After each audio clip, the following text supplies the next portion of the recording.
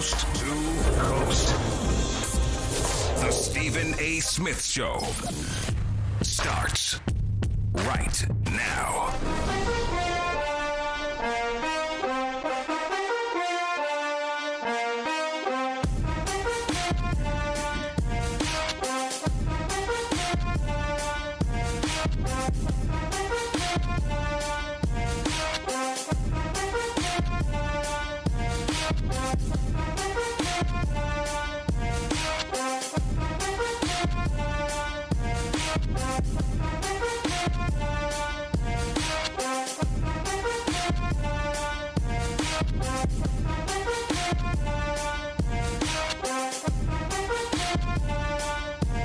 What's up, everybody?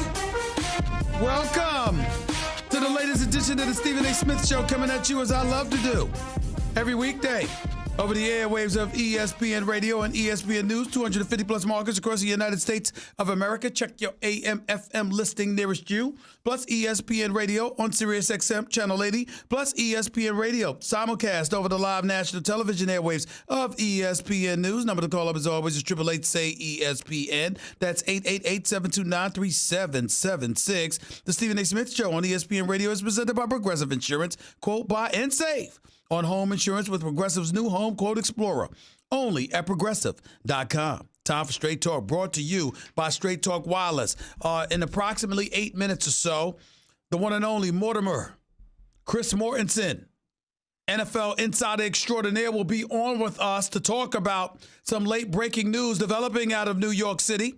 And, of course, obviously, Paul Feinbaum, the mouth of the South, football aficionado, college and pros as far as I'm concerned. He will be on blessing us with his presence at the top of hour number 2 of today's show. So I am definitely looking forward to that. We all know where it's time to go. We all know what it's time to talk about.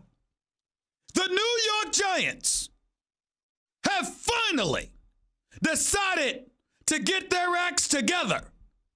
It has been announced that Daniel Jones, quarterback out of Duke, the number 6 overall pick in this past April's NFL draft, is the new starting quarterback for the New York Giants. Eli Manning, 232 career starts since 2004 NFL record. It has come to an end. It's not consecutive starts because Bob McAdoo, the chubby Pat Riley wannabe who decided to bench Eli Manning a couple of years ago, ended up losing his job along with the GM. That's not going to be the case for Pat Shurmur. Here's the situation. Daniel Jones has been named the starter for Sunday's game at the Tampa Bay Buccaneers. Since 2017, Eli Manning, third worst QBR, fifth fewest yards per attempt, minimum 500 pass attempts. Eli Manning is not what he used to be. I know there's a lot of people that might question this. I have no problem with this move by Dave Gettleman, by Pat Shurmur, by John Mara, by Mr. Tisch, by the Giants organization. It is absolutely, positively the right move to make. And here's a couple of reasons, a few reasons as to why that is. New York Giants are 0-2 on the year. New York Giants have looked absolutely putrid offensively, even worse defensively, by the way. Ranked 30th in the National Football League in points allowed, ranked 28th in yards allowed, ranked 30th in yards allowed overall, in passing yards allowed, 18th against the run. The only thing decent about them is their rushing attack because Saquon Barkley is clearly the best running back in football talent-wise. They're 6th in yards accumulated offensively, but 26 in yards and points that they've scored because they've only scored 17 against Dallas, only 14 against the Buffalo Bills. Both losses, 0-2, got a game against Tampa, then a home game against Washington and Minnesota, then a game at New England on October 10th. The New York Giants stink. They are not a good team. They've got Saquon Barkley and literally nothing else to brag about. But in Daniel Jones, he provides hope. And damn it, This organization needs it. And New York Giants fans deserve it. Let me be very clear. The New York Giants have missed the playoffs 6 times in the last 7 years. Over the last 2 years that they've missed the postseason, their record is 8-24. Meanwhile, Eli Manning's about 38 years of age. He's clearly not what he used to be. Even now, this year, nearly 63% of his passes completed. In the 2 games, 2 touchdowns, 2 interceptions, got a QBR of 30. Come on, y'all. He can't run. He can't scramble out of the pocket. He goes down at the sight of a rush. I'm not disrespecting Eli Manning. I genuinely like and respect him. And I damn sure appreciate those 2 Super Bowl championships. But when you miss the playoffs 6 times in 7 years, what the hell do you need? You need a psychic to tell you what the hell is forthcoming? I mean, enough's enough. And Daniel Jones, last time we saw him, I'm not talking about the 2 minutes at the end of the regular season game against the Dallas Cowboys to open the season, the final 2 minutes, when the game was well out of hand and it was just garbage time. I'm talking about the last time we saw Daniel Jones was when Daniel Jones showed up against the first team of the Cincinnati Bengals in a preseason game and completed like 9 of 11 passes for 141 yards. Daniel Jones balled throughout the preseason. Daniel Jones was picking up the offense throughout the preseason. Daniel Jones is a big target. He's young. He's got a little bit of wheels on him. He can throw the damn football. Do I think he was Dwayne Haskins who threw 50 touchdowns in 1 season at Ohio State? And it took Daniel Jones 3 seasons to throw 52 touchdown passes at Duke? No, but it is Duke. And the level of competition he was playing with, not just against, says something. So I'm looking at Daniel Jones, and I'm saying, excuse me, he brings hope. He brings hope. And with the hope that he brings to the equation, based on a Giant squad clearly going nowhere with Eli Manning, how many times do you expect Saquon Barkley to get out there on the field and other dudes to get on the field for the New York Giants with absolutely positively no hope whatsoever of making anything happen? Why do that to the team? Why do that? Especially with your offensive line looking better than it's looked in years. Why not take a chance? You got nothing else to lose. And if he looks like garbage and he struggles, so what? Peyton Manning struggled as a rookie. Aaron Rodgers struggled as a rookie. Plenty of quarterbacks throughout NBA history had to take their lumps as rookies. There's no harm in Daniel Jones taking those licks as long as they're not literal because the offensive line is not protecting him. If he's got to throw interceptions, if he got to make mistakes, if he's got to figure out NFL defenses, etc., so be it. Kudos, props to the New York Giants for having the courage to finally make this damn move. You spent years giving New York fans a subpar product. And enough's enough. Saquon Barkley's averaging 7.8 yards a carry, y'all. 7.8 yards a carry. This is what teams stacking the line of scrimmage, knowing that the Giants' offense poses absolutely no threat whatsoever with this passing game. What is the problem? What do you expect? Saquon Barkley's a special brother, man. I do, and I will say this. See, here's where it's bad. If you're the New York Giants,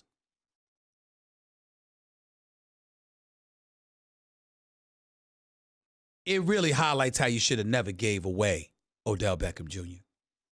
It really, really does. Because for the 3rd game of the season, for you to be willing to make this switch, clearly Eli is an issue. We think he's got 2-3 more years in him. Yeah, holding the clipboard and coaching Daniel Jones, sure. But to be out on that field, come on now. And by the way, I wouldn't be surprised if Eli Manning ended up getting traded to some place like Jacksonville. I wouldn't be surprised if Tom Coughlin tried to bring him there. And why not? Blake Bortles is gone and Nick Foles is out for at least 10 weeks. You got a defense that could potentially be Super Bowl caliber. You're frustrating the hell out of Jalen Ramsey and everybody else because they know your offense stinks. And even though Eli Manning doesn't work in New York any longer, I don't think he would work in Jacksonville either personally. But he certainly would probably be a better upgrade than the rookie Minshew that you got, whatever the hell his name is. I'm just saying. 888-SAY-ESPN. It's 888-729-3776. You're listening live to Stephen A. ESPN Radio, ESPN News. Any minute now, we'll have the great one, Chris Mortensen, on the line with us to highlight some of the particulars involving the New York Giants' decision to put Daniel Jones into the lineup as a starting quarterback for Week 3 against the Tampa Bay Buccaneers. Actually, I think that's very, very appropriate. Jameis Winston hasn't looked that impressive. Why not go with it? But anyway, we as promised, Chris Mortensen is on the line with us right now. What's going on, sir? How are you? How's everything? Well, I can tell you're having a better day than yesterday. Yes, I am. Okay. I am. And let me Tom Jackson and I get concerned about you sometimes when we see that I'm having a very bad day. Let me tell you something right now. I'm giving you a virtual hug here because leave it to my man Chris Mortensen to look out for me and to give me some semblance of good news, for crying out loud. Listen, Daniel Jones is the starting quarterback. How did it come to be in Week 3 of this season, Chris? Well, I think number one is that Daniel Jones showed, and you can say proved in quotes because it was only OTAs and training camp and preseason. He showed Pat Shurmur, the coach, that he is ready to be a starting quarterback in the NFL. And Shurmur has said that frequently. I also think that the Giants' position was, basically, as long as we're in contention or a contender, Eli's going to be our starter. Eli's not getting benched because of his play in the first 2 weeks of the season. He's getting benched because that defense and that team is not a playoff contender. And so, therefore, I think that Shurmur feels like, let's get on with the business of Daniel Jones. I'm not sure it's the greatest time to put Daniel in there, but he feels he's mentally tough. Listen, believe it or not, the Buccaneers defense with Todd Bowles is pretty good. But, you're talking about a team that just played a game without the top two receivers, Sterling Shepard, who had a concussion, Golden Tate, who's still on suspension. Right. Cody Latimer got hurt. And a defense that gives up points like crazy. So I think it's just, listen, I'm not sure it's a great time to throw Daniel Jones in there, but just talking to Shurmur and during the training camp and also talking to David Cutcliffe. Ironically, Eli Manning's offensive coordinator or head coach at Ole Miss and Daniel Jones, head coach at Duke, it feels like he's very mature and able to withstand tough times, and tough times are ahead. Well, Mort, I got to ask you this, though. I hear what you're saying about Eli Manning, but you see the numbers. Since 2017, third worst QBR, fifth fewest yards per attempt. We know, I mean, the man can't scramble. He goes down at the sight of a rush, for crying out loud. He's clearly not what he used to be, and the Giants have missed the playoffs 6 times in the last 7 years. I understand what you're saying about the first 2 games of this season, and that definitely can't be disputed.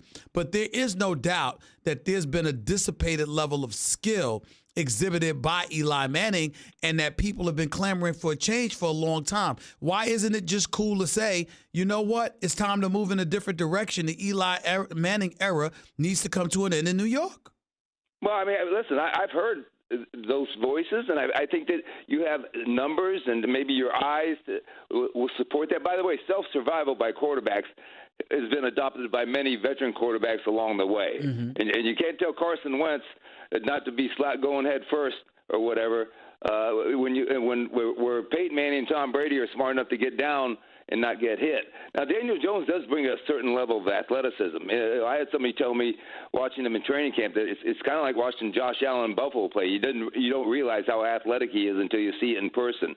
But let's go back and look at the last 8 or 9 drafts and personnel decisions by the Giants. And if we forget, this is a team game. And if you're getting hit, if your receivers aren't in the right spot at the right time, and I still believe that there's a lot of aspects here. I think Eli went into this season in the best shape of his life. His arm was live. I went to the Manning camp. Trevor Lawrence and Justin Herbert, all these young shot quarterbacks. Eli outthrew them all.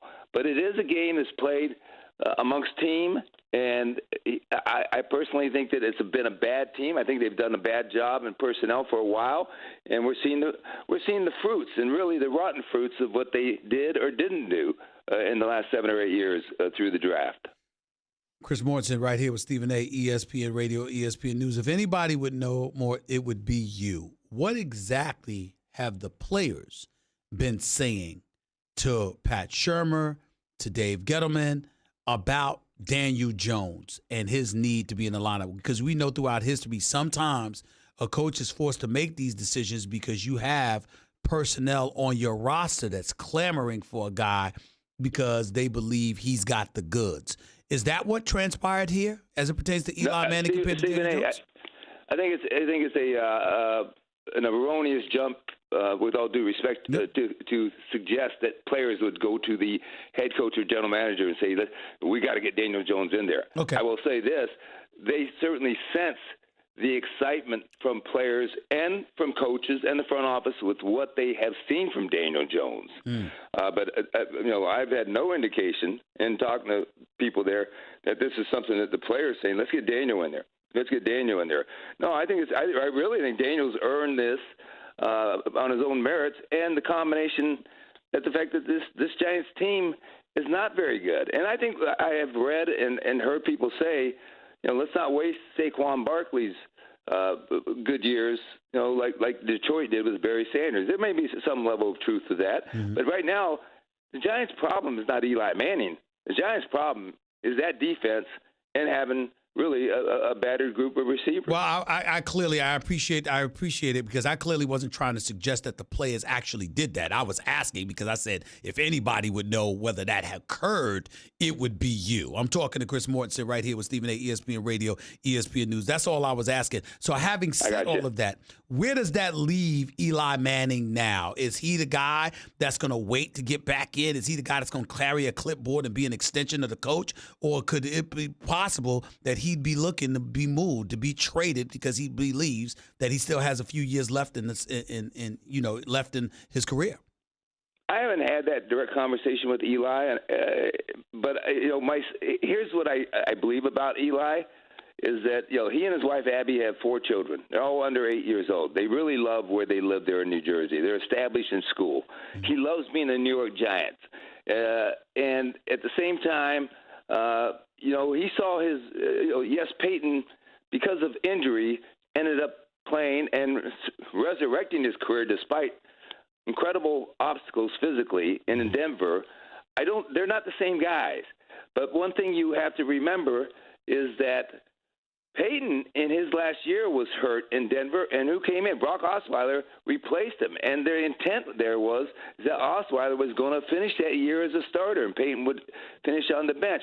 But by rehabbing and holding the clipboard and being in that quarterback meeting room and making sure they were ready to play and holding other players around them accountable, making sure they were doing the right thing, what happened?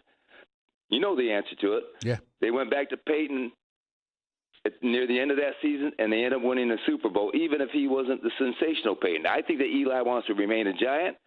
I think that I know he has a no-trade clause. It doesn't make sense right now. Other teams, their situations don't match up, and you have a salary cap situation where some of these teams, like the Jaguars with Nick Foles and Drew Brees and Saints, those quarterbacks are coming back, and they're making a lot of money. Forgive me if this is a silly question, but did the Giants make this move with the idea that Daniel Jones is our starting quarterback from here on out, or did they make this move to say, okay, let's see what he's got, and we always have Eli to fall back to? They made the move that Daniel Jones is our starting quarterback, and we're going forward, and that's really what this is. There's nothing. There's nothing more than that. And I think when Pat Shurmur said what he said yesterday at the press conference, you knew then that you don't say that unless you're moving to Daniel Jones. And I think they've determined that they're not a playoff team. Last question for you. John Mara was on the record a few months ago saying that he had hoped to not see Daniel Jones this season at all because that would mean Eli Manning was having a great season, and that's what he was anticipating, not to see Daniel Jones at all.